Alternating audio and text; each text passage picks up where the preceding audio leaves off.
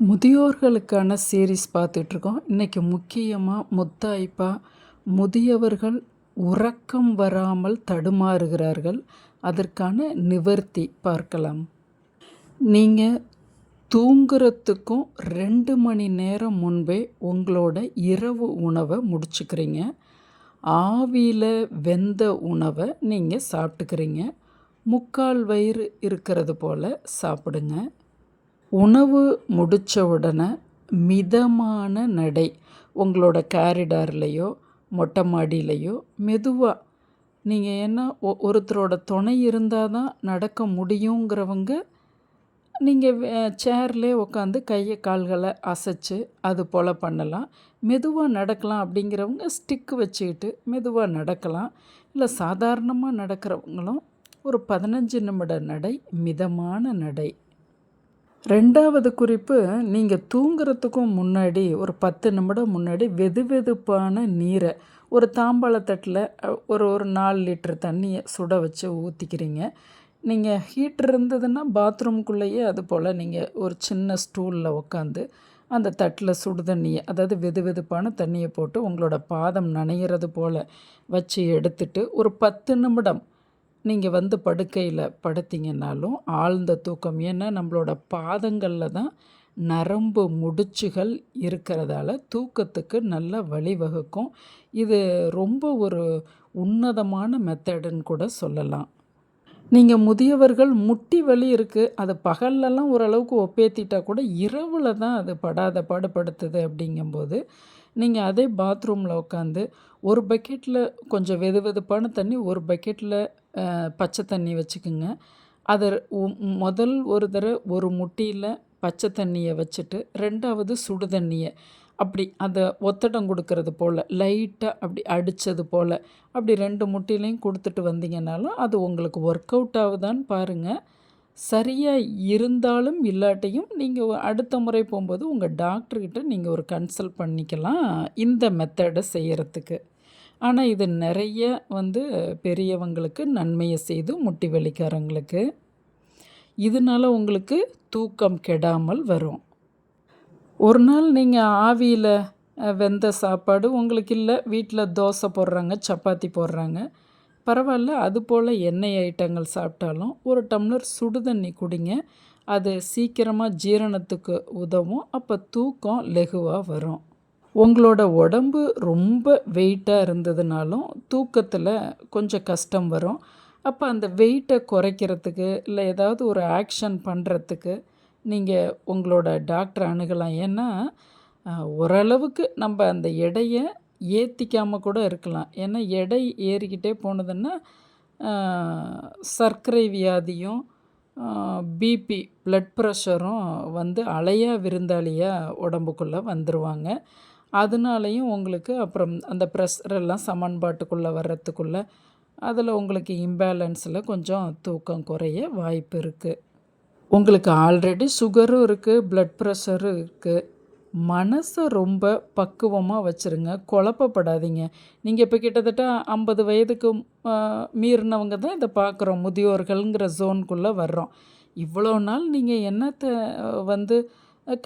கஷ்டம் என்ன வந்தது, அந்த கஷ்டத்தை மீறி இன்னும் ஒரு கஷ்டம் வராது.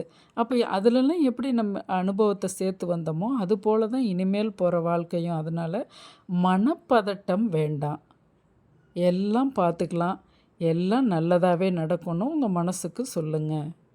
முக்கியமாக நீங்கள் தூங்கக்கூடிய அறை ரொம்ப ரொம்ப வெளிச்சம் கம்மியாக இருக்கணும். தூங்குறதுக்கு முன்னாடி 10 நிமிடம் அவங்களோட பெட்டிலையோ கீழேயோ நீங்கள் படுக்கிற இடத்துல கொஞ்சம் செவுத்தில் சாஞ்சது போல் உட்காந்து 2 கண்களை மூடி உள்ளிழுக்கிற மூச்சு வெளிவிடுற மூச்சை மட்டும் கவனிங்க ஒரு 10 நிமிடம். அப்போ எண்ணங்கள் உங்கள் மனசுக்குள்ளே வராது. அது தூக்கத்துக்கு ஏதுவாக உங்களை அழகாக இட்டு செல்லும்.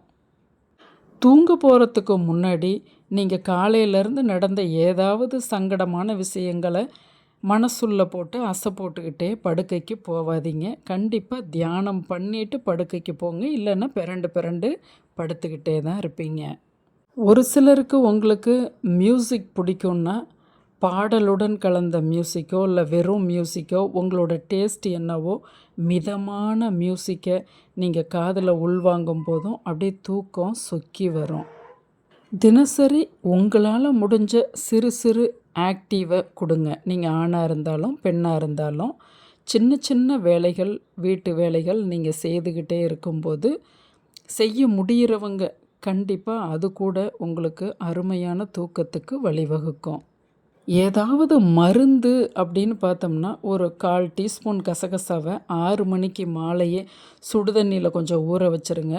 அதை 8 மணி போல் நல்லா இடிகல்லில் நெரிச்சு அதில் பாலை கலந்து குடிச்சிங்கன்னாலும் ஒரு 1 மணி நேரத்துலேருந்து 1.5 மணி நேரத்தில் தூக்கம் வந்துடும்.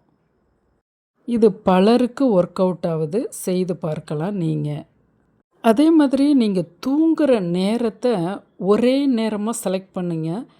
அது அலாரம் போல் உங்களோட அந்த மைண்டு அப்படி வேலை செய்யும். தூக்கத்தை லெகுவாக கொண்டு வரும். 8 மணிக்கு படுக்கிறீங்க அப்படின்னா கண்டிப்பாக 2 மணி நேரத்துக்கு முன்னாடி நீங்கள் மொபைலோ டிவியோ பார்க்கக்கூடாது. 2 மணி நேரம் முன்னாடி.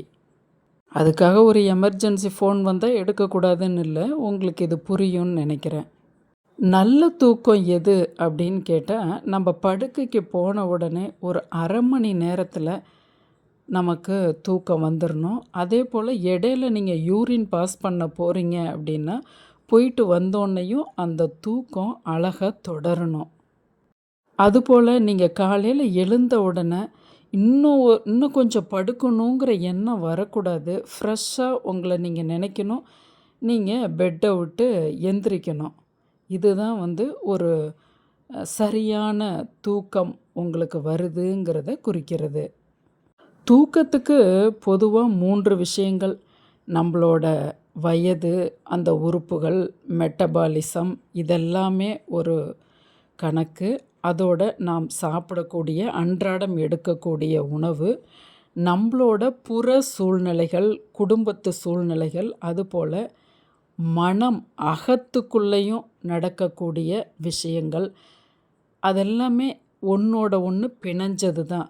அப்போ எல்லாத்தையுமே கொஞ்சம் நம்ம ஆரோக்கியமாக எடுத்துகிட்டு போகிறதுக்கு முயற்சி எடுக்கும்போது அது திருவினை ஆக்கும்.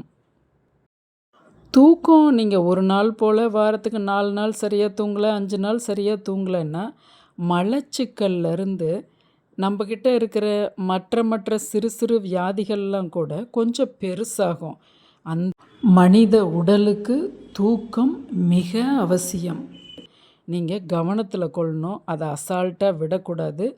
இந்த பதிவை கேட்டுட்ருக்க இளைய தலைமுறை உங்களோட அந்த முதியவர்களை பாதுகாக்கிறதுல உங்களோட கரிசனமும் அக்கறையும் ரொம்ப ரொம்ப தேவை. பெரியோர்களை காப்போம்.